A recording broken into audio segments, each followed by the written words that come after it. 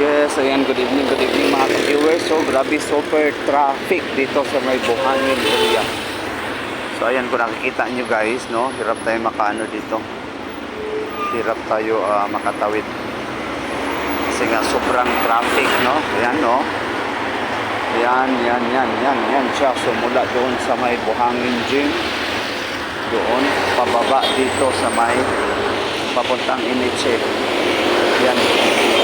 Doon sana ako daraan sa may overpass. Kaso nakakapagod umakyat sa hagdan. So yan, kung nakikita nyo, super traffic. Yan. No, hindi tayo basta-bastang tumawid. Kasi baka masagasaan tayo. So ayan, tignan nyo. Yan, grabe. Napaka-traffic talaga mga ka-viewers. Dito sa may Buhangin, ayan, Davao City. Ayan.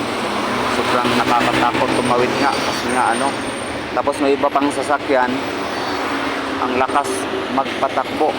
Buti pa itong multicabo, parang gumagapang sa hina ng takbo, pero yung iba sobrang lakas. Ayun pa, may bus, ayun siya, tapos may malaking truck. So ayan,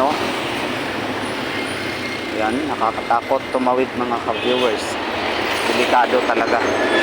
Baka masagip tayo ng jeep or ng single motor. So ayan mga ka-viewers, tignan nyo, ayan. Pero dito sa banda sa may sa harapan ko, dito sa may kinatatayuan ko, medyo medyo normal. Pero doon sa kabila, ayan. So tawid na tayo Nakakatakot dito talaga tumawid sa may Buhangin. Alam nyo guys, marami nang dito nasasagasaan. Ito pa may bus.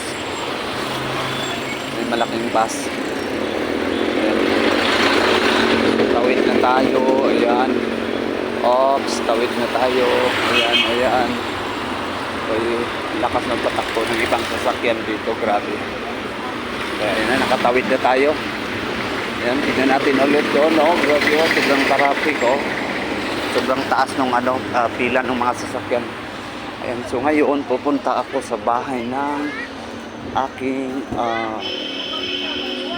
sister-in-law. Ayan mga ka-viewers. So medyo natagalan ako doon sa may sa may highway. Ang hirap tumawid. Grabe, sobrang traffic. Ayan. Okay, so ayan na, sa wakas nakatawid din ako. Dilakado doon medyo doon. Alam nyo, maraming nasagasaan doon. May matanda, bata. Kasi sobrang traffic.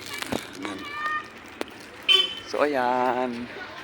Ayan, magandang gabi sa lahat. Gabi na po dito sa Davao. Ayan.